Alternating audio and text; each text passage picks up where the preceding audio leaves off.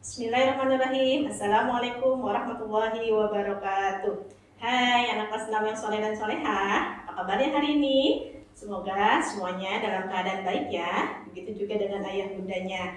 Alhamdulillah pada hari ini kita masih bisa dipertemukan kembali.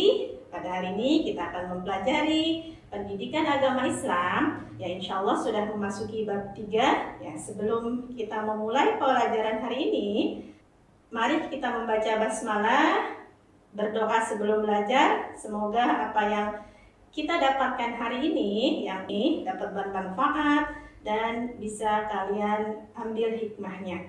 Bismillahirrahmanirrahim. Rabbi zidni ilman warzuqni fahma. Amin.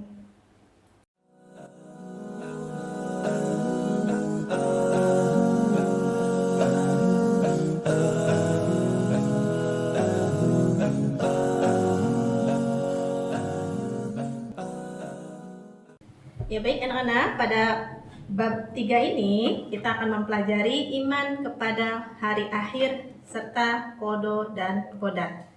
Ya, Ibu akan menjelaskan di bab 3 ini kita akan mempelajari tentang mengenal hari akhir. Kemudian yang keduanya adalah koda dan kodar. Baik, yang pertama adalah mengenal hari akhir. Apa sih hari akhir itu? Hari akhir adalah hari kehancuran alam semesta beserta isinya dan kehidupan sesudah kehancuran di dunia. Kematian manusia adalah awal dari hari akhir kehidupannya di dunia. Artinya, manusia yang sudah mati, semua aktivitasnya dan kegiatannya di dunia sudah berakhir. Tidak ada lagi kesempatan bagi manusia itu untuk mengulangi dan memperbaiki semua amalnya.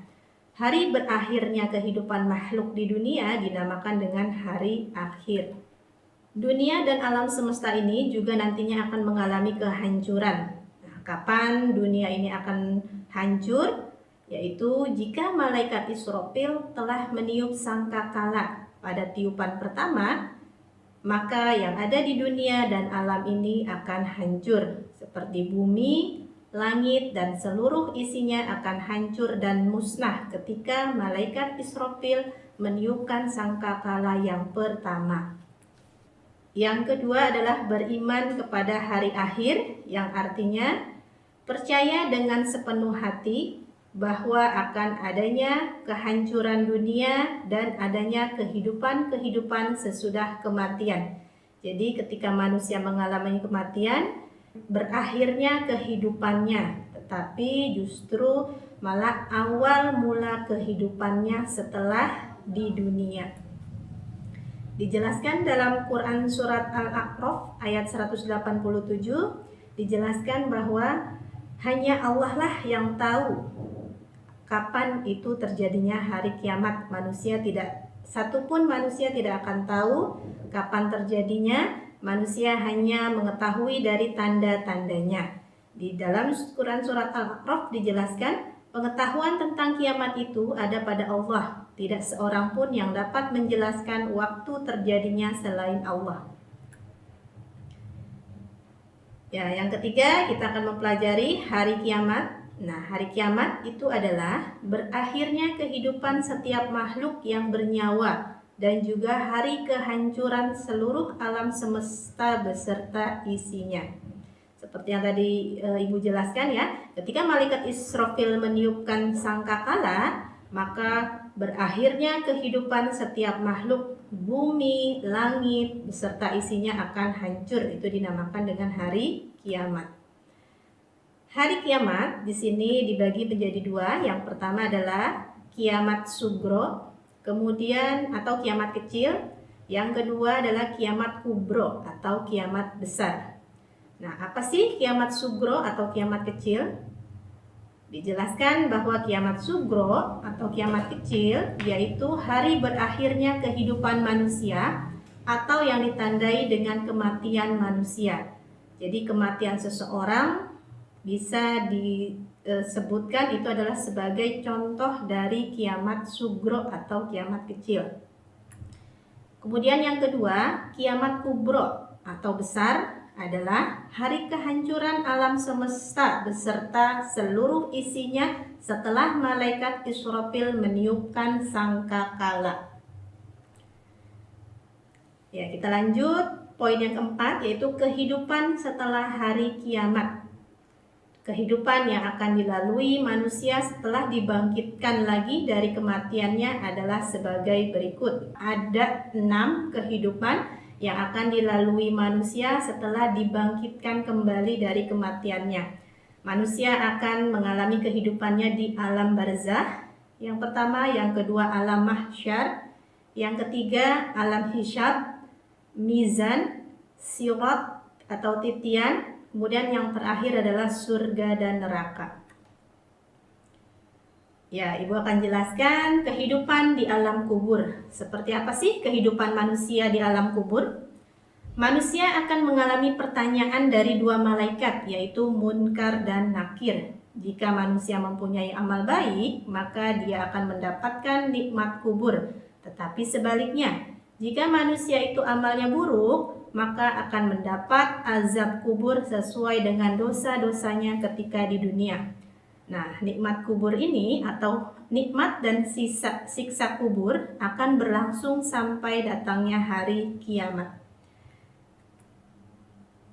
Kemudian yang kedua, kehidupan manusia di alam mahsyar. Di alam mahsyar ini kehidupan yang menggambarkan manusia akan dikumpulkan. Jadi yang tadi setelah malaikat Israfil meniupkan sangkakala yang pertama, kemudian ada lagi tiupan yang kedua kalinya. Nah, ketika malaikat Israfil meniupkan yang kedua kalinya, maka manusia dibangkitkan, kemudian dikumpulkan di alam mahsyar ini. Semua makhluk akan menunggu keputusan hukum. Yang ketiga, kehidupan dihisab atau penghitungan amal-amal. Sebelum Allah menghitung amal-amal manusia, terlebih dahulu manusia disodori kitab-kitab catatan dari malaikat. Nah, tujuannya adalah agar setiap orang bisa membaca dan berdiri memperhatikan amalnya. Jadi, jika amalnya baik, maka akan ditempatkan di surga. Kemudian jika amalnya banyak yang buruknya, maka akan ditempatkan di neraka. Kemudian yang keempat, kehidupan yang akan dilalui manusia setelah kematiannya adalah kehidupan di mizan, yaitu kehidupan yang menggambarkan timbangan yang nyata untuk menimbang amal manusia sesudah dihisab. Itu adalah kehidupan di mizan. Kemudian yang kelima, yaitu kehidupan di sirat. Nah, sirat ini adalah kehidupan yang menggambarkan suatu jembatan yang membentang di atas neraka jahanam sebagai satu-satunya jalan menuju surga. Ya, jika amalnya baik, maka dia akan mudah melewati jembatan tersebut. Tetapi sebaliknya, jika amalnya buruk, maka akan sulit baginya untuk melewati jembatan tersebut. Yang keenam adalah kehidupan di surga dan neraka. Nah, ini adalah kehidupan terakhir yang dijalani manusia sesudah kematiannya, adalah kehidupan di surga atau kehidupan di neraka. Seperti yang tadi ya, setelah melewati perhitungan amal, kemudian sudah melewati dikumpulkannya dari padang mahsyar, dibangkitkan dari padang mahsyar, kemudian melewati jembatan, maka terakhirnya adalah kehidupan di surga dan neraka.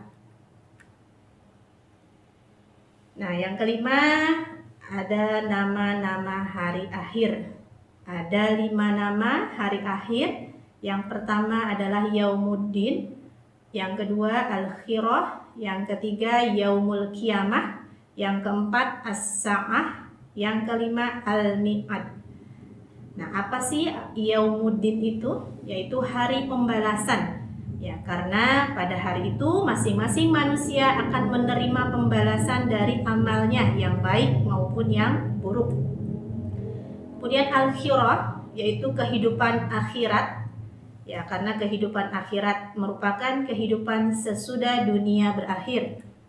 Kemudian yang ketiga Yaumul Qiyamah, yaitu hari berdiri tegak. karena pada hari itu seluruh keputusan dan hukum ditegakkan dengan seadil-adilnya. Yang keempat, as-sa'ah, yang artinya waktu yang ditentukan. Nah, karena merupakan waktu yang benar-benar telah ditentukan waktunya oleh Allah. Jadi tadi yang sudah Ibu sampaikan bahwa hari akhir atau hari kiamat tidak ada satupun yang tahu, hanya Allah yang tahu. Manusia hanya bisa melihat dari tanda-tandanya saja. Kemudian yang kelima, al-mi'ad, yaitu tempat kembali, karena setiap manusia yang hidup itu pasti akan kembali ke penciptanya. Lanjut, yang keenam adalah perilaku iman kepada hari akhir. Nah, iman itu adalah percaya, yakin ya bahwa hari akhir itu pasti akan terjadi. Nah, setelah kita beriman kepada hari akhir, bahwa ada perilaku atau sikap kita yang harus kita lakukan. Yang pertama adalah bertakwa kepada Allah dengan menjalankan perintah-perintahnya dan menjauhi semua larangannya. Perilaku yang kedua, berbakti kepada kedua orang tua, mematuhi perintah orang tua, menuruti semua nasihatnya, itu merupakan perilaku iman kepada hari akhir. Yang ketiga, selalu berbuat baik kepada sesama manusia dengan saling tolong-menolong dalam takwa dan kebaikan. Yang ketujuh adalah hikmah beriman kepada hari akhir. Nah, setelah kita percaya bahwa hari akhir itu akan tiba, akan ada, maka hikmah yang bisa kita ambil adalah yang pertama, memperkuat keyakinan akan kekuasaan Allah Subhanahu wa Ta'ala. Yang kedua, memacu semangat untuk terus disiplin dan bertanggung jawab dalam menaati semua perintah Allah dan menjauhi semua larangannya. Yang ketiga, mendorong untuk selalu beramal soleh dan menghilangkan sifat buruk seperti takabur, sombong, serakah, pemalas, dan kikir. Ya, kikir bisa diartikan pelit ya di sini ya, Nak ya. Kemudian yang keempat, lebih berhati-hati dalam berperilaku agar tidak terjebak dalam dosa. Artinya setiap yang akan kita lakukan, kita selalu waspada, berhati-hati. Kemudian yang kelima, menyadarkan bahwa kehidupan di dunia adalah kehidupan sementara dan tidak kekal. Karena yang kekal adalah hanya kehidupan di akhirat nanti. Ya, baik, poin yang kedua dari bab 3 ini adalah Ibu akan menjelaskan tentang qada dan qadar. Nah, apa sih arti dari qada? Qada adalah secara bahasa ketetapan, sedangkan secara istilah ketetapan Allah sejak zaman azali. Nah, sedangkan qadar secara bahasa adalah ukuran, sedangkan secara istilahnya adalah ketentuan Allah yang berlaku atas semua makhluknya sesuai dengan ketetapan dan ukuran Allah Subhanahu wa Ta'ala. Semua kejadian yang terjadi pada setiap makhluk dan alam ini adalah sesuai dengan kehendak atau ketetapan atau takdir Allah. Yang kedua adalah macam-macam takdir. Nah, takdir Allah tidak tergantung pada keputusan serta ketetapan Allah saja. Ya, artinya takdir ini bisa berubah ya atas usaha manusia. Tetapi ada juga yang mengikut sertakan peran dari makhluknya. Ya, artinya keputusan Allah itu bisa berubah oleh sikap manusia atau usaha manusia. Nah, takdir dibagi menjadi dua. Ada takdir mubram, yang keduanya takdir mu'allaq. Apa sih takdir mubram itu? Takdir mubram adalah ketentuan Allah yang pasti terjadi tanpa bisa ditawar-tawar serta tidak bisa diubah oleh manusia. Contohnya seperti kelahiran, kematian, jenis kelamin, usia, dan hari kiamat. Nah, misal contohnya kelahiran. Seseorang yang melahirkan anak perempuan, nah jika orang tuanya menginginkan jenis kelamin laki-laki, maka tidak bisa berubah menjadi laki-laki. Nah, itu artinya takdir yang sudah menurut ketentuan Allah tanpa bisa ditawar-tawar, artinya tidak bisa diubah. Begitu juga dengan kematian, ya, begitu juga dengan usia dan hari kiamat. Nah, kalau Allah sudah menentukan hari kiamat kapan dan kapan terjadinya, nah itu pasti terjadi, manusia tidak bisa tawar-menawar. Kemudian takdir mu'alaq adalah ketentuan Allah yang mungkin dapat diubah oleh manusia dengan cara berusaha atau ikhtiar dan berdoa. Contohnya di sini adalah kemiskinan, kebodohan, dan sakit.